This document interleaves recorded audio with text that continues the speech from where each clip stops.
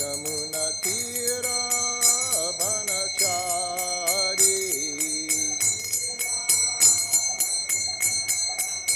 Yamuna Tira Banachari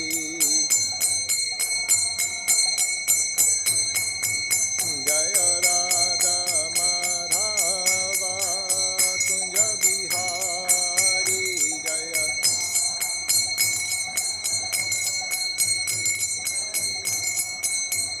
Jaya Radha Madhava Kunja Bihari Jaya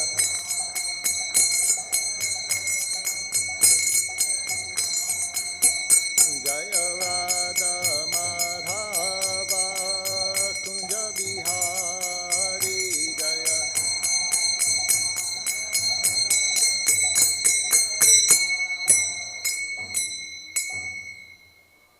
Jai Om Vishnupad Paramahansa Parabhajakacharya Asutara Sutasisi Maharaj Divine Grace A.C. Bhaktivedanta Swami Srila Prabhupada Ki Jai Srila Prabhupada Ki Jai Srila Prabhupada Ki Jai. All glories to the assembled devotees. All glories to the assembled devotees. All glories to the assembled devotees. All glories, Sri Sri Guru and Gauranga. Glories of Srila Prabhupada.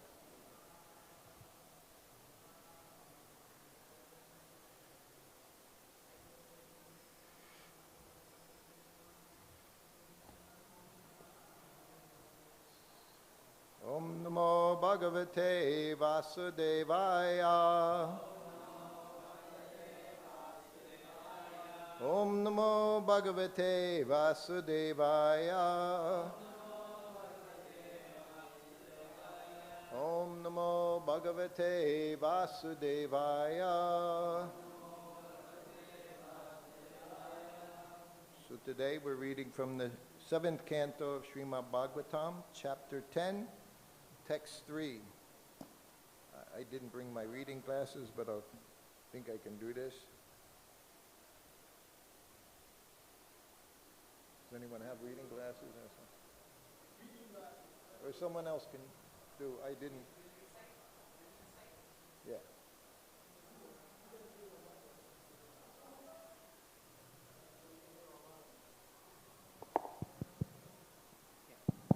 Vritya Lakshana Jignasur Vritya Lakshana Jigyasur Bhaktam Kameshva Chodayat Bhaktam Nesha Huktida Bhavan Samsara Bijeshu Bhavan Samsara Bijeshu Hridaya Grantishu Prabhu Hridaya Grantishu Prabhu Vritya Lakshana Jignasur Vritya Lakshana Jigyasur Bhaktam Kameshva Chodayat Bhavan Samsara Bijeshu Hridaya Grantishu Prabhu Vritya Lakshana Jignasur Bhaktam Kameshva Chodayat Bhavan Samsara Bijeshu Hridaya Grantishu Prabhu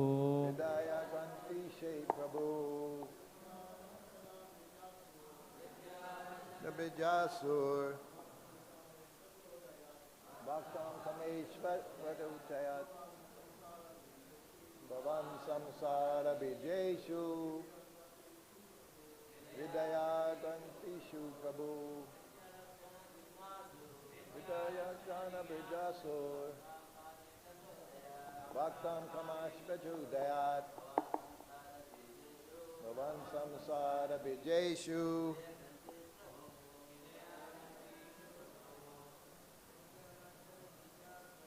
Vidya Lakshana Jijasu Bhaktam Kameshva Chodayat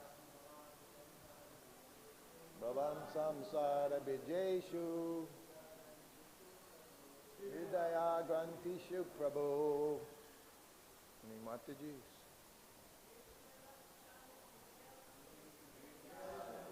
Yeah.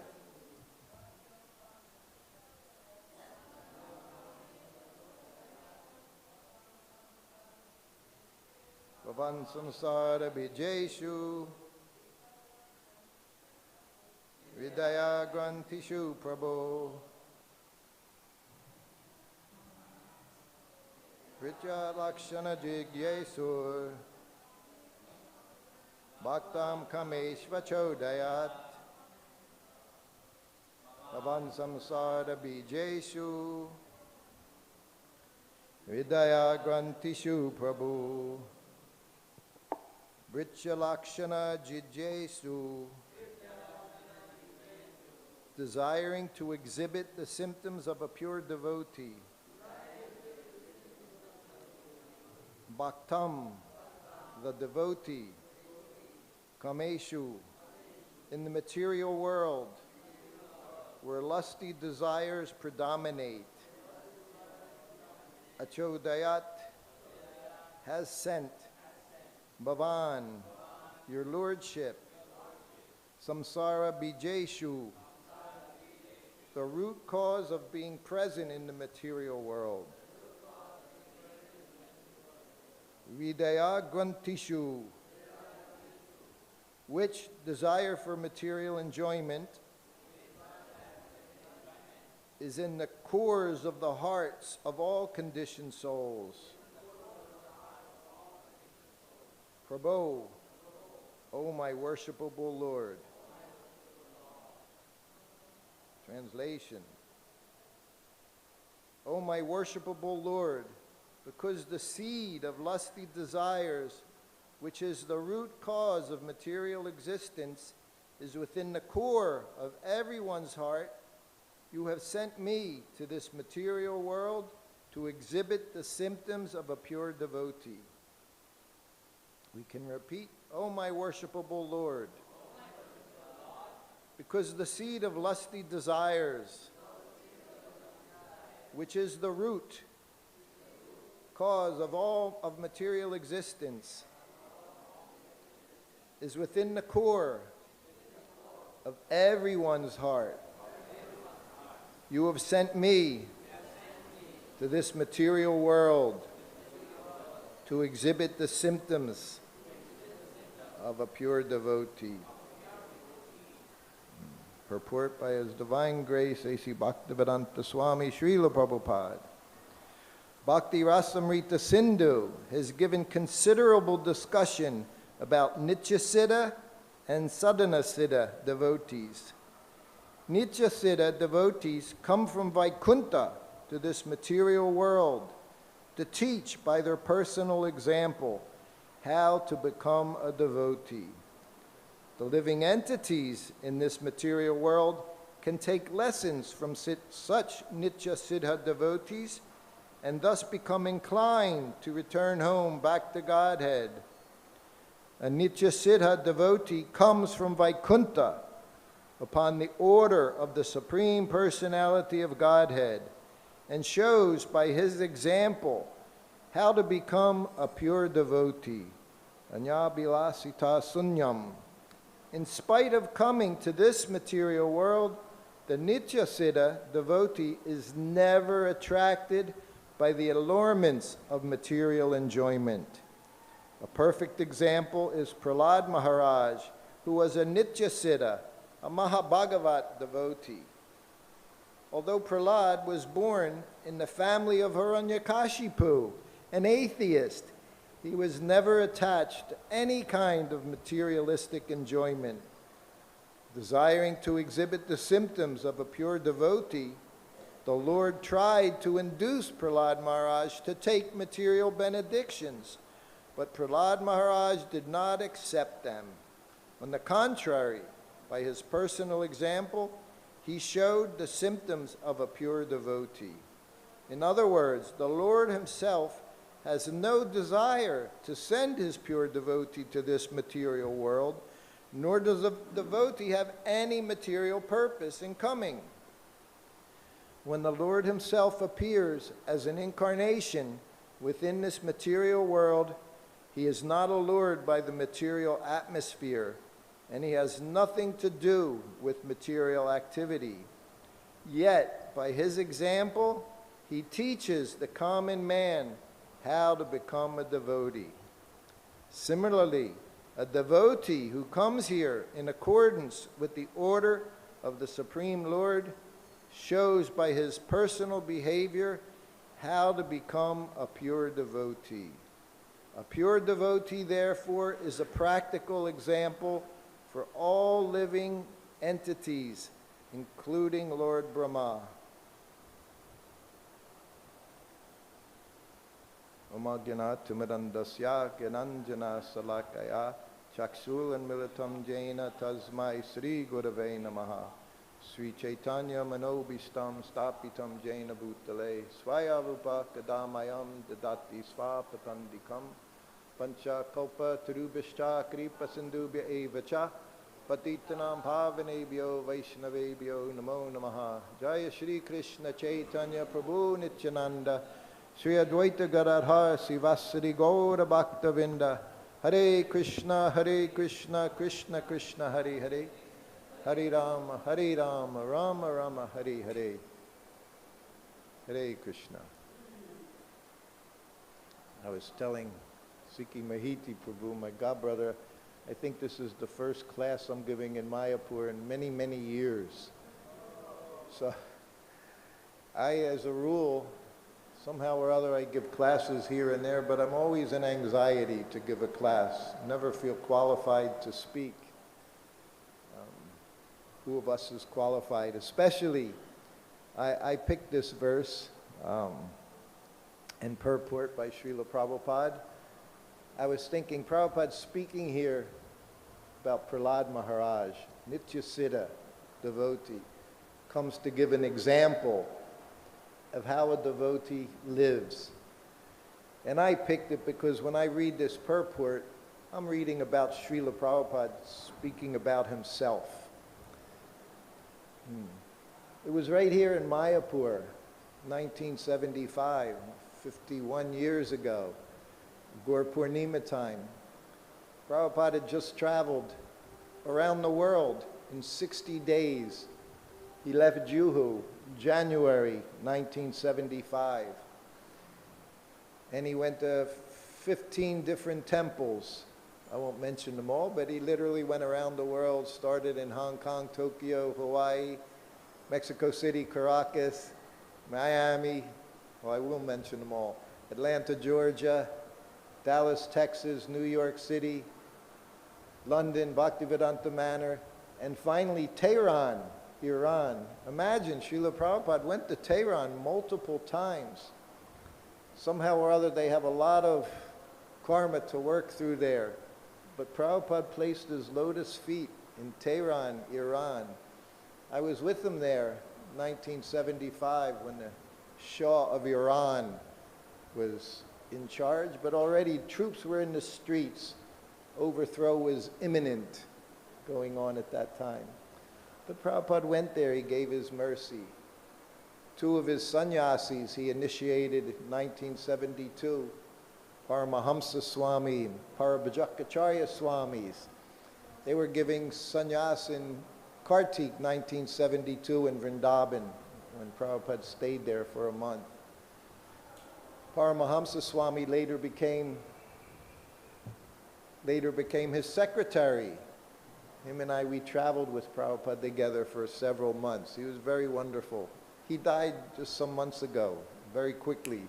Had a seizure, and poof, gone. I said to my wife, Prabhupada rang the bell, just like that. Prabhupada's ringing the bell a lot, it seems, nowadays. Every day, another god brother, another god sister going, every day. Sometimes it happens so quickly, we don't even make an announcement in the morning after Mangalarti. Usually we do. Sometimes it just goes by. But anyway, I picked this verse. When Prabhupada came here, of course he stopped in Calcutta. In every temple he was going to at that time, more than not, there was Lord Chaitanya Mahaprabhu, Nityananda Prabhu on the altar, Gaurnatai deity standing there. When he was in Caracas, Venezuela, he was there for 1 week. When he arrived, he said to the devotees, like 100 devotees in Caracas, Venezuela, 1975, chanting Hare Krishna. Prabhupada looked at everyone. He said, Lord Chaitanya has traveled very far to be with you. He didn't say, I have traveled very far to be with you, traveling around the world 14 times, 15 times. Prabhupada said 15 times in one lecture, so 15 times. Around the world. This was Prabhupada's mission, given by his spiritual master. And tears would well up in his eyes in many of those temples. It happened in Caracas, it happened in Los Angeles, Atlanta, Georgia. Everyone should know about Prabhupada's 3 days in Atlanta, Georgia. Most incredible. Prabhupada arrived after being in 6-8 temples, and he said, we've been to Tokyo, Los Angeles, Mexico City, Caracas, and he was going, remembering. And then he looked at me, and I said, Miami. He said, Miami. Now we are here, he said.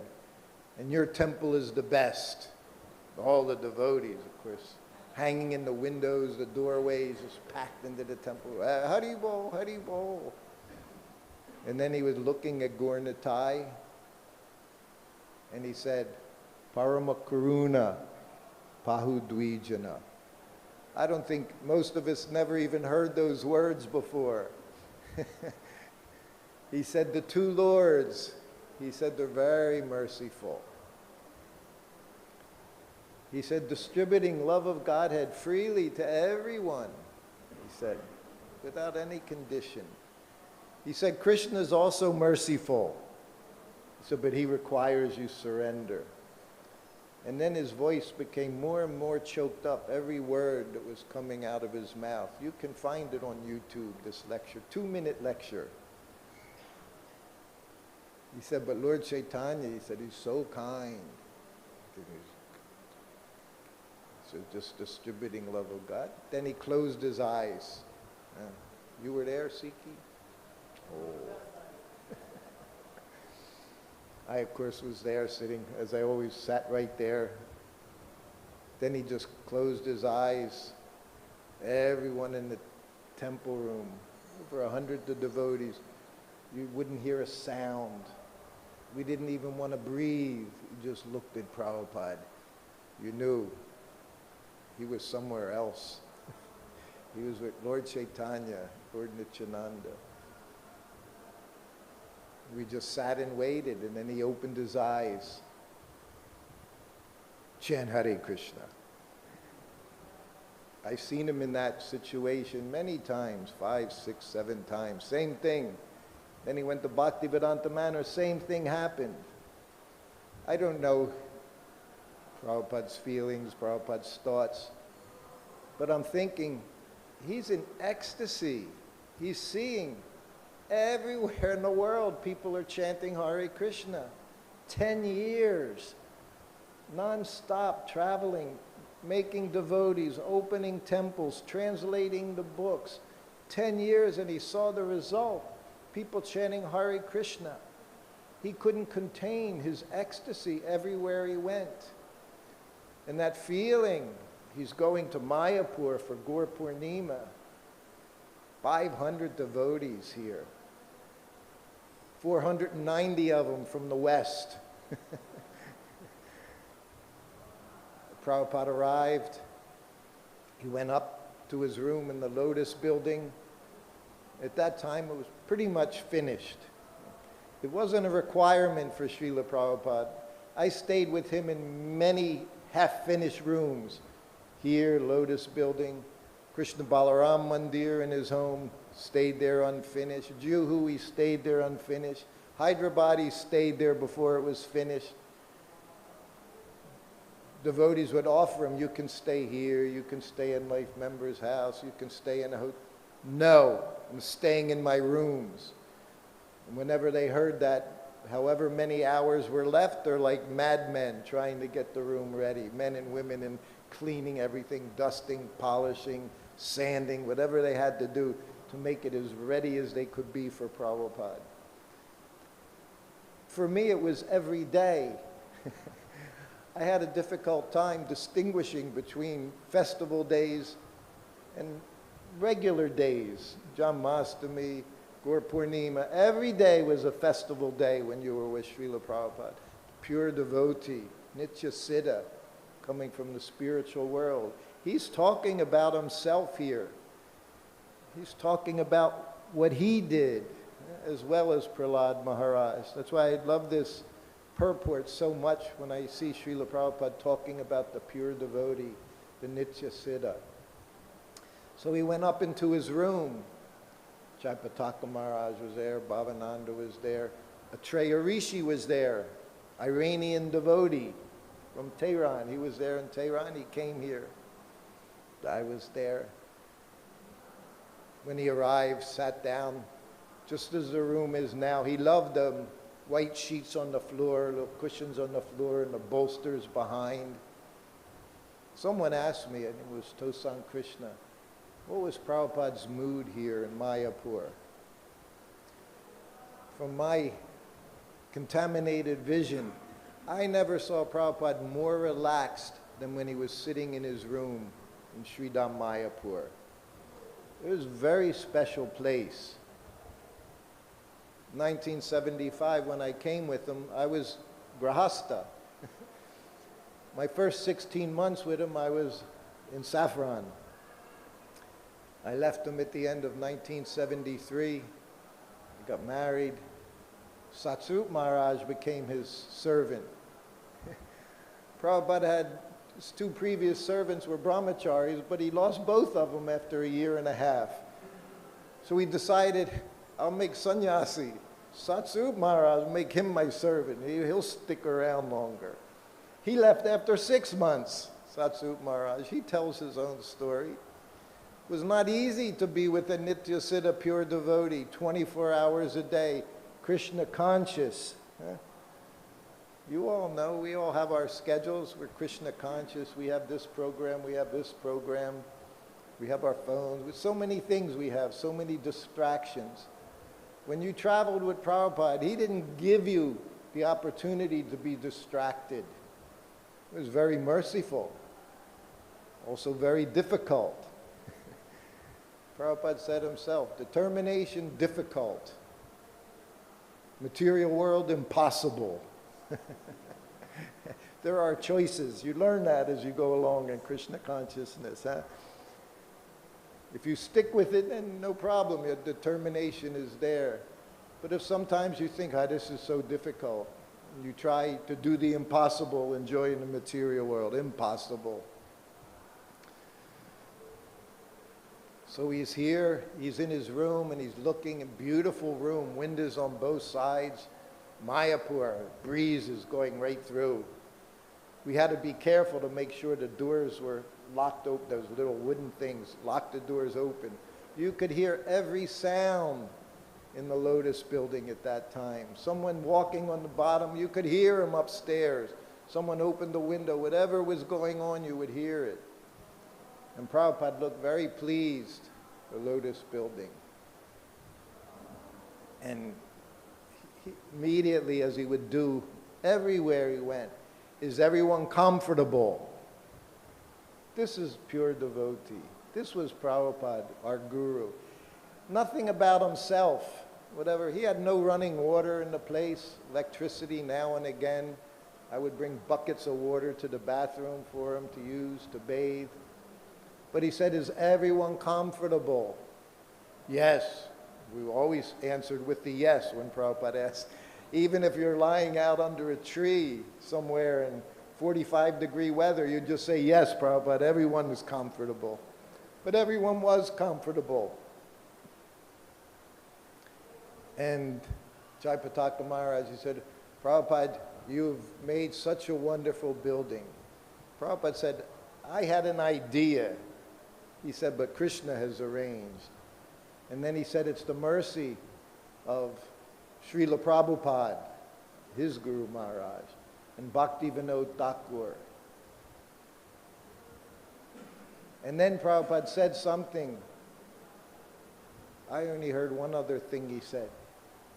He said, it was the prediction of Bhakti Vinod Thakur that in Mayapur, people from all around the world, Russia, Prussia, Europe, America, they would be chanting Hare Krishna.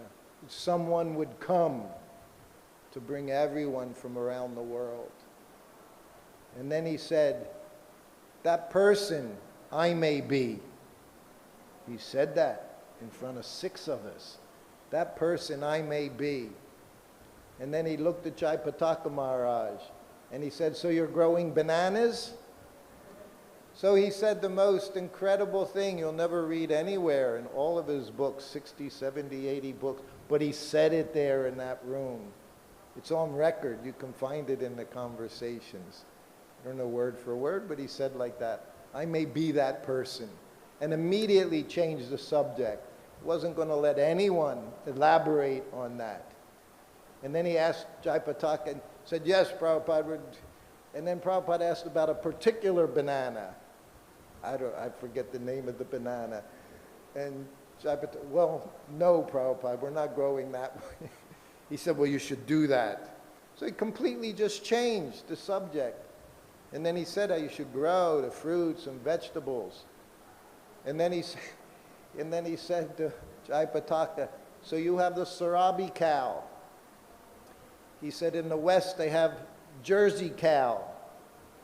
The Jersey cow, Prabhupada knew, going to New Vrindavan, Jersey cow, cream, woo, like 10% cream content. Top of the milk would be yellow, looked just like butter before it was even churned. It was so thick, so creamy. Prabhupada told him to combine the Sarabi cow with the Jersey cow, because the Sarabi cow could tolerate very hot. The Jersey cow couldn't. But the Jersey cow could give very rich milk. Prabhupada didn't just liberate everyone around the world, not just human species, all the Malechas and Yavanas, turned them into Brahmanas, Vaishnavas. Even the animals he saw in the same way. We see that coming into our society sometime. A2, every day you get on the internet, social, A2, you have to have this milk from, you have to have, that was not Prabhupada's philosophy. Otherwise, he wouldn't have made us devotees. His purpose was the whole world become Krishna conscious. And now I see in the Goshala here, Jersey cows, according to Prabhupada's order. So everyone, Prabhupada wanted to liberate everyone, every species of life. That was Prabhupada's mission, mission of pure devotee. But to be with him personally, I compared it to, we call a hurricane in the West. Here you call cyclone, or, right, cyclone. Last year, and now they're getting bigger and bigger, more powerful every cyclone, every year. Winds 200 kilometers an hour or more. I say when you were with Prabhupada, it was like being in the center of a hurricane. If you look in the map, they show you pretty maps now, all the different colors, red, purple. But right in the center, it's a blue sky. This vast, incredible, treacherous, destructive hurricane. Right in the center, it's a blue sky, calm winds. They even somehow they would get confused. They would see all these black things in that center. Birds, smart enough to know, stay right there in the center. They would follow the cyclone, the hurricane, for days because the fiercest winds are right outside the center. Further you go out, the less they... But right outside the center are the fiercest winds. That's what it was like to be with Srila Prabhupada. If you could stay right there with Srila Prabhupada, you were always protected. But boom, if you made a move outside, whoosh, Maya would take you far, far away. Very quickly she could take you away. It was here in Mayapur. Here in Mayapur at that time when I walked into his bathroom. And Prabhupada had the whole left side of the Lotus building, 4 rooms. He had his 2 rooms, sitting room, bedroom. The other 2 were vacant. No, he had the last two. Servant secretary, we were in the front rooms when you go up the stairs. And I said I would have to fill up buckets of water to bring him into the bathroom. There was no running water. Prabhupada, completely transcendental. Huh? 1973, I stayed in his bhajan kutir at the front of the property. He stayed there for days. Mosquitoes, big like this, big mosquitoes, hundreds of them in there. Never complained. We stayed right on the other side. There was a little dividing bamboo wall. We were on one side, he was on the other side. Never said, well, get me a better place. Wherever he was content. Pure devotee. Pure devotee of the Lord. He came here for one purpose. To change the entire world in the Krishna conscious place. So that day I'm walking to his bathrooms, bucket of water, and I opened the door, and there was a snake in the bathroom, cobra. So, and it slithered, and I, of course, dropped the bucket. It went into the toilet, the little toilet rooms. It went in through the toilet. So I slammed the door, slammed the outer door, and I'm walking, and the first person I see was Bhavananda. So I didn't want to cause a commotion with Srila Prabhupada. He's in his room giving darshan to his disciples. The only nectar they had here in Mayapur, only nectar they had anywhere in India was Prabhupada's darshan. And they lived off those few hours in the course of a year, and they would serve under the most extreme conditions, illnesses. I had malaria 3 times. Had jaundice, colitis. Dysentery was like Ekadasi. Every couple of weeks you would have dysentery. But Prabhupada gave himself to all these devotees in India as they were establishing these temples. So I thought, I don't want to make a scene, I'll tell Bhavananda. Wasn't my best choice, if any of you know Bhavananda's nature. So I told him, Bhavananda, there's a cobra in Prabhupada's bathroom. So I thought he would do something. He did something. He runs into Prabhupada's room. Prabhupada, there's a cobra in your bathroom. Everyone's looking. And then it started right away. How did a cobra up on the 2nd floor? How did a cobra get into the bathroom? Then all the speculation started. It was Russian plot. Russian plot, because we're CIA. No, it was Prabhupada's godbrothers. One of his godbrothers, envious godbrothers, planted a snake, and we're going all over the place. So Prabhupada gets up, and there's like a dozen of us there in the room, and he's got his hand in his bead bag. And he walks outside onto the veranda, and he's standing there chanting, and all the devotees, there's a cobra in Prabhupada's bathroom. And they called the Kshatriyas. There were 2 boys, men at that time. Rasaparayana, his brother, I forget his brother's name, Rasaparayana. They were like our Kshatriyas in Mayapur at that time. They're almost 2 meters tall. So Rasaparayana came, and he's got a knife. Yeah. And he goes into the bathroom, and of course no one will go in there. Everyone's just hovering around Prabhupada, and Prabhupada just chanting, you know.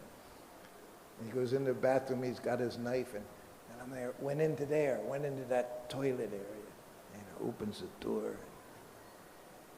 So he goes, and there were pipes. So actually you could see the tail. The thing was almost 2 meters long. It was a big cobra. So he could see the tail, and he runs up and he's grabbing the tail and he's whacking away. Prabhupada's outside. He said, "So many people, one snake," he said. So we were all very dramatic. Anyway, he got it, he killed it, he slashed it apart. And then we all go back into Prabhupada's room, and we're just sitting, and then the devotees, cobras. We're sitting there before Prabhupada, and Prabhupada's talking. And then he goes, You hear that sound? From out in the rice paddies, everywhere rice paddies. You hear that sound? Well, yes, Prabhupada. He said, that's the snake bird. Prabhupada played, he was like, not just a father, he was like a grandfather. He would tease you, scare you. He said, that's a snake bird. He said, at the end of its life, the snake grows wings. He said, and in its eyes, it has a photograph of the person who killed its mate. And it will spend the rest of its life looking for that person. And we're all like, and he's talking with a straight face. Even I didn't know it. Later on, I figured out Prabhupada was always laughing at us. I think for 10 years, he just basically laughed at us, his disciples. He said that Narada Muni came to the, he would say Narada Muni was coming to the kirtans, Rupa Goswami Vrindavan came to the kirtan. He once said Narada Muni came, he's watching all the malechas chanting Hare Krishna, laughing and laughing in joy. Not laughing sarcastic, no, laughing with happiness, seeing the whole world. Srila Prabhupada making the whole world Krishna conscious, laughing and laughing. So I think inside Prabhupada very often was laughing as he was scaring all of us. So then the afternoon goes by. This was like 4, 5 o'clock in the afternoon. So in the evening time, I give Prabhupada massage. No oil, dry massage. And here in Mayapur and in Juhu, very special places because lots of mosquitoes. So Prabhupada always had a mosquito net over his poster bed, like you see in his room here. And his servant, you got to sit on his bed to give him massage because of the mosquito net. So you're like in a tent. I always thought I was in a tent with Prabhupada, camping out. So that was the most fun hour of the whole day. Normally you'd just be sitting on the floor and you'd be rubbing his legs, rubbing his lotus feet. But in this place, you'd get to be in bed with him, rubbing his legs, massaging his back.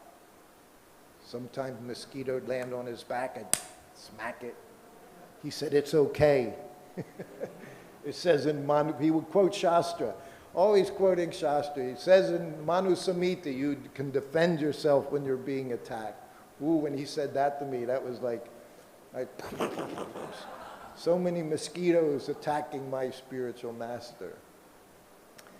So I'm rubbing his legs. And he kind of chuckled. He said, so? He knew what he had done. He said, so everyone is concerned about the snake bird? I said, yes, Prabhupada. He said, are you worried? I said, no, Prabhupada. I said, I'm not bothered. He said, no. He said, if Krishna wants to save you, he said, no one can kill you. If Krishna wants to kill you, no one can save you. And then I said, oh, Prabhupada, I said, in our room, we had myself, secretary, Pradyumna, Sanskrit editor. So I told him, I said, all our sleeping bags are on the floor. So we had me and secretary, we have our sleeping bags. So Pradyumna, he put his sleeping bag in between the two of ours. Prabhupada laughed. He said, oh, he's very clever, he said. Pradyumna figured if the snake's going to come into our room, we'll be on the outside. He'll be safe. So Prabhupada laughed. And then he told a story. He said, my godbrother told me here, in one of the villages here, one family, they had offended some Brahmin. And he cursed them, he said, that your child, your youngest child, will be bitten, poisoned by a snake. And he said the whole family, they were living in this very simple little cow dung room. They all slept around this child. He said, but the snake slipped in the middle of the night, bit the child, and the child died, he said. He said, but we're not bothered. Live or die, we don't care. Which will bring us to the next. Today is 49th anniversary He's known as the very first ISKCON saint by Prabhupada. Said we can observe his disappearance day. All you know him. He has a samadhi at the Jagannath Mandir. Gayananda Prabhu. Gayananda Prabhu, I heard so many things about him. And if you think, I was with Prabhupada almost 2.5 years. I never saw him in Prabhupada's room. I didn't know him because his business was serving, always serving, and of course famous for establishing Rath Yatra. New York City, year before he left, 1976, Prabhupada was so proud of him. First Rath Yatra, I believe, in New York City. He did everything. He built the carts, he arranged the permits, he arranged all the flyers, the advertising, everything he would do. But he was known for being just very sweet. And he just loved everyone. In the beginning days, San Francisco, 1967, he would take out the trash, fill up the dumpster with the trash. He would do the shopping, early morning shopping, 4 or 5 o'clock in the morning, go to the big distributors of fruits and vegetables. He would bring them prasadam. Everyone loved him. He loved everyone. Once devotee said to Prabhupada, Prabhupada, everybody loves you. Prabhupada said, because I love everyone. This is pure devotee of Krishna. Loves everyone. That was Jayananda. We say not an envious bone, not a jealous bone in his body. Was happy doing the most menial service. I met him once that I remember. It was 1972. I had been Prabhupada's servant this time just a few weeks. And Prabhupada went from New Vrindavan, Janmashtami, that's where I became his servant, August 1972. Then he went to Pittsburgh one day. Then he went to Dallas. He stayed there for 3 days. Taught me how to use his cooker. I gave him a massage on the kitchen floor. In 3 days, he taught me how he liked his massage and how to use his cooker. And Prabhupada was very personal with everyone. We know Jamuna, when she was there in the kitchen cooking for her sister's wedding, what did Prabhupada keep saying to her? Wash your hands. Every time she'd do something, wash your hands, wash your hands. He was very different with me. Those 3 days, the cooker, I didn't know anything about this cooker. You all should know what it looks like, how it used. 3-tiered cooker that steamed on the top levels. So he's cutting the vegetables, and there's a container would be in the top. The rice would steam. And he tells me the first day, he tells me how much rice to put in, and he says, go wash it. He said, and then 2 times water. Yes, Prabhupada. So I'm just a few feet away from him. I'm at the sink and I'm washing. And he's cutting vegetables. You don't know, he's like Lord Brahma. He's got heads everywhere. He can see everything going on. You think he's not, he's watching everything. He sees everything everyone is doing. So I swishing the rice around in the sink, pour out that dusty water, the cloudy water. And I put more water in, and I go like this. He said, what are you doing? I said, I'm washing the rice 3 times, Prabhupada. Once is enough. That was the beginning with me, how he trained me up. All these things, it was, I say to my wife, I'm fanatically not fanatic, which drives her crazy as well. But Prabhupada trained me in that way. He said, put the honey in the milk. I said, Prabhupada, the milk's boiling. Becomes poison. Just put the honey in the milk, he said. That was it. So I thought all these so-called rules and regulations, I knew, smashed them. One after another, he would smash them. Just chant Hare Krishna and do something for Krishna. That was his program. So in San Francisco, Prabhupada arrived. He stayed on Hippie's house. Allowed the devotees, Prabhupada, to stay there. Oh, they cleaned his house for 3 days. smelt like marijuana and dirty, and so they cleaned everything. Prabhupada came and he sat down, and the devotees are chanting, and Prabhupada's looking at them. This is 1972. He said, when a guest arrives, you're supposed to wash their feet. Very simply he said it. He didn't say, your spiritual master, you should be given foot bath. He said, when a guest arrives at your house, you should wash their feet.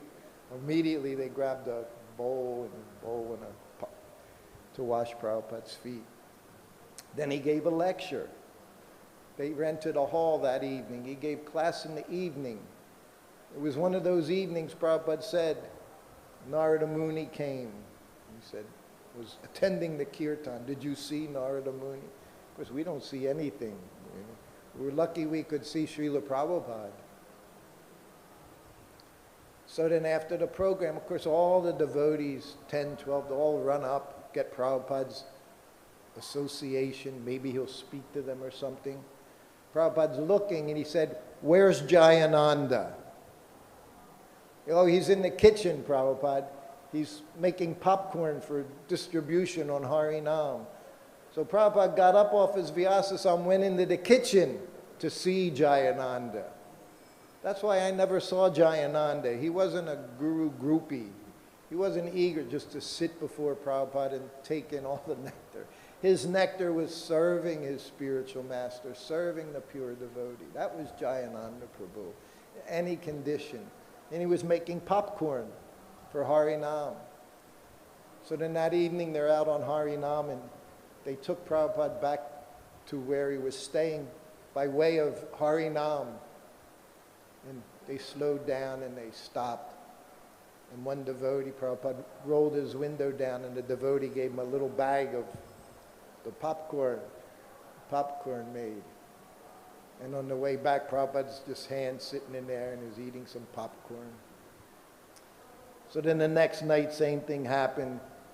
Prabhupada's going by the Harinam and stopped, and the devotee came up. And Prabhupada said, no, no, no. He said, it's very good, he said, but difficult to digest. He liked muri, puffed rice. He said, muri, puffed rice, he called it innocent. Innocent. Prabhupada had such a way. It means you can eat a whole big barrel of puffed rice, you'll digest it, no problem, you'll digest it. But that was Gayananda Prabhu. I was going to, because he was very special. So these are a couple letters from Srila Prabhupada. This was February 26, 1977. This letter was sent from Sridham Mayapur, where Prabhupada was. My dear Gayananda, please accept my blessings. I beg to acknowledge receipt of your letter dated February 21st, and I thank you for the check, as well as the nice sentiments you have expressed. In the beginning, you also gave me $5,000, and now again you have sent. Prabhupada mentioned that $5,000 so many times in the course of 10 years. Gayananda, first person, he gave me $5,000. Yeah.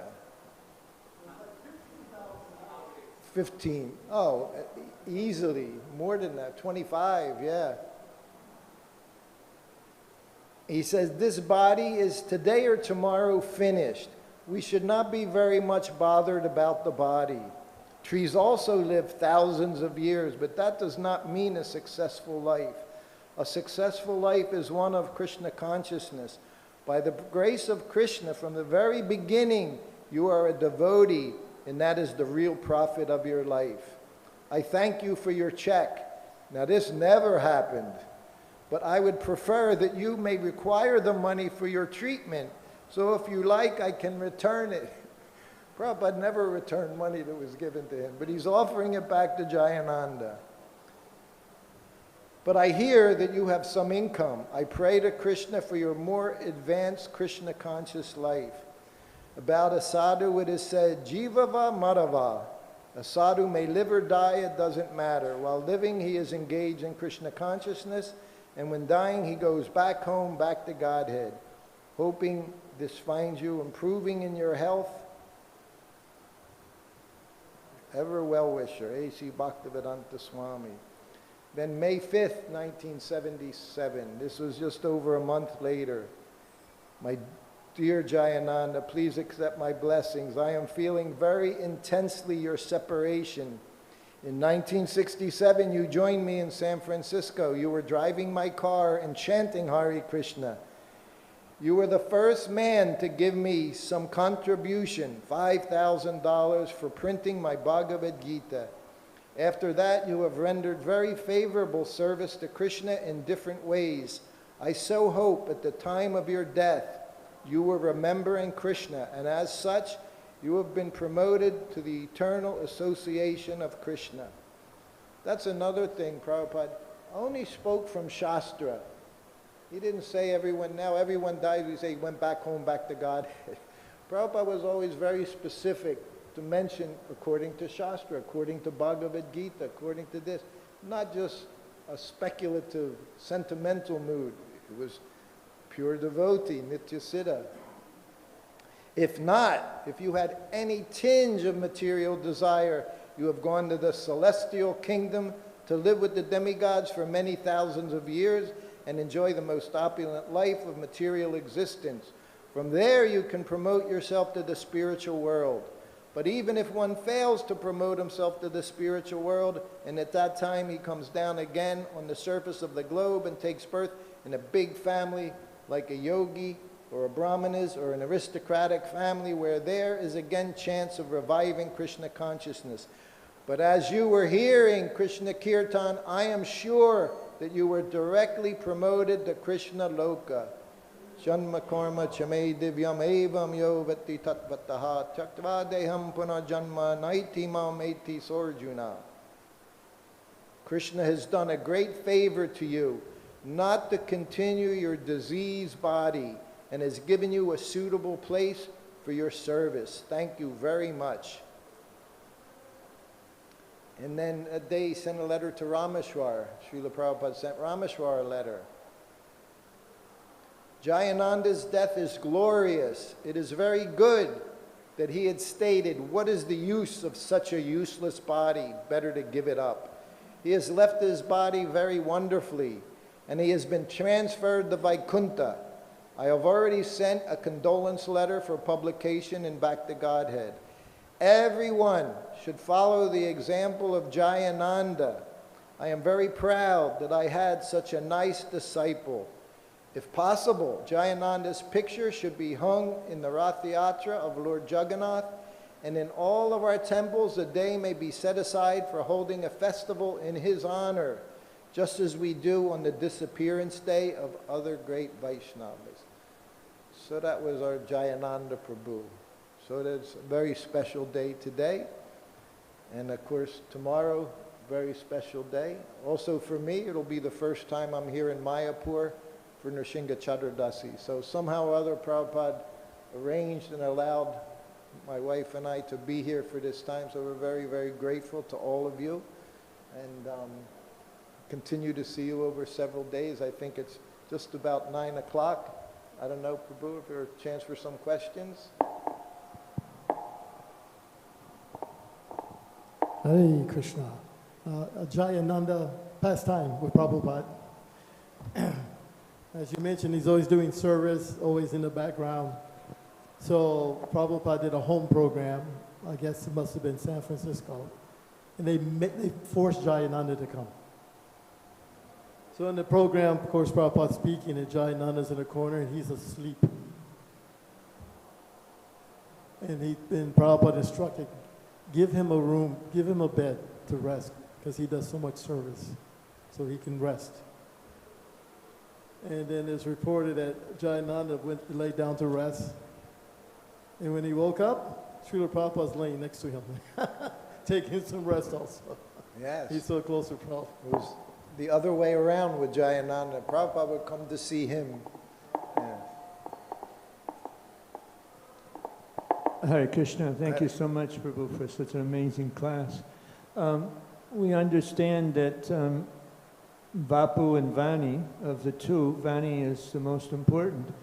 But boy, did you ever have intense experiences with Vapu. Yes. And one of the questions, a question that has occurred to me, how can we experience the depth of love that you developed for Prabhupada with that intimate association? Most of us didn't have Prabhupada's Vapu, and what are your thoughts on that? I can, it was 1978. Satsvarup Maharaj came to Hawaii. I was temple president there, and he interviewed me for 3 days. And it was based on those interviews that I was even able to write the book I wrote, What is the Difficulty, which, somehow or other that came out. And over the years, I've repeated so many times all those different things. I actually can't even tell you how to love Srila Prabhupada, because I don't feel like I have any. I never did. I said that to him one day while I was giving him massage.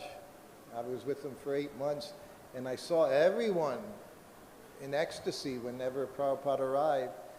And after being with him every day for so long, that was just a normal day for me. So, to maintain that level of ecstasy, it just didn't happen. And I told Prabhupada that. I said, everyone loves you so much. I said, I don't feel anything. I said, I don't feel any love at all. It was during a massage. And of course, even that was selfish, because I was waiting for Prabhupada to, pat me on the head, make me feel better. But he didn't say anything. The whole rest of the massage, it was like just quiet, So then I felt even worse that I said it to him. I was sitting behind him at the time, massaging his back. I couldn't face him. Anyway, that went on. Then I had to cook his lunch, the cooker, a massage, lay out all his clothes, all those things. Then Prabhupada said Gayatri and ate lunch. And then he took a nap. Then the bell rang. And I went in his room. And somehow or other, by so many hours passed, I wasn't feeling so depressed anymore. And I offered obeisances, and he looked at me. He said, do you like your service? I said, yes, Prabhupada, very much. He said, service is love. He said, you just go on doing your service. He said, everyone, because I said everyone jumping up and down, that's what I said. He said, they may jump up and down so many things. He said, but service is love. So you just do your service, everything will be all right. So even I just continue with my service. That's all we can do. At least that's all I can do. And take the opportunity to be around, associate with so many people that actually have attachment. I'm always very happy to see people that are attached to Srila Prabhupada, serving Srila Prabhupada, like your good self, seeking Mahiti Prabhu. So that's always encouraging. But for me, it's every day is a battle. Every day is a battle somehow. It was 55 years ago last week when I first met the devotees, and I moved into the temple days later, and somehow or other, Prabhupada's been very, very kind to me. And if I step out of line, he gives me a good smack in the head. And if I step out of line, that smack gets harder and harder. So he's very merciful, very compassionate. You do just a little bit of service, and he'll just do everything he can to keep you close, to keep you right there in the eye of that cyclone, right in the eye, so you don't go outside and get pummeled all over the place in the material world. And you doing so much nice service, seeking Mahiti, back and forth to Atlanta, going to China, going to Vietnam, preaching. It's wonderful. I'm trying to do a little something in Vrindavan after so many years. Prabhupada's home. So for me, it's the only place I've ever felt at home in ISKCON. I'm feeling more at home here in Mayapur, finally, after many, many, many decades. I was here in 1975 with Prabhupada. The next time I was here was 2005. Imagine, 30 years went by before I was came back to Mayapur. And since then, I've been trying to be here every year, a few times a year. I'm hoping to be able to put my head down here and get some mercy from Lord Chaitanya, Lord Nityananda, Srila Prabhupada. That's all you can do. You stay close, you associate with the devotees, and do something. I said, Prabhupada, he invented that expression, just do it. It wasn't Nike. They stole that from Prabhupada. You know, we have Nike, just do it. People would come into Prabhupada's room, he would say, just do it. Tell him, Prabhupada, I can do it. He'd say, do it. He wasn't into chit-chatting, you know, I'm gonna. Just do it, he would say. That was it. That was Prabhupada. He was a doer. And he trained us to be doers. And our duty is to train the next generation to do something for Srila Prabhupada. That way you develop your love for Prabhupada. Prabhupada loves Krishna. He said, I love Krishna, you love me, so you love Krishna. So this is our process in the Parampara, how to develop love. So he's calling. Oh, question? Yes. Time. Okay. Srila Prabhupada ki jai. Srutakirti Prabhu ki jai. Gayananda Prabhu Thakur ki jai. Hare Krishna.